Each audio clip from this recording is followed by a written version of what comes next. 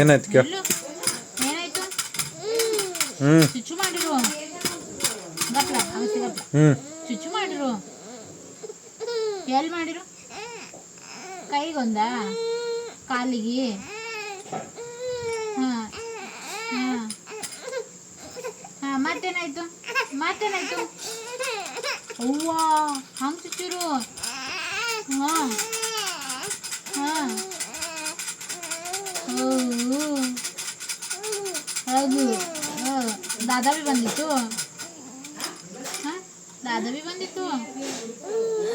ಹಾಂ ಪಪ್ಪ ಬಂದಿತ್ತೇನಿಲ್ಲ ಪಪ್ಪ ಭೀ ಬಂದಿತ್ತು ಹಾಂ ಮತ್ತೆ ಯಾರು ಭೀ ಹಿಡ್ಕೊಲಿಲ್ಲ ಹಿಂಗ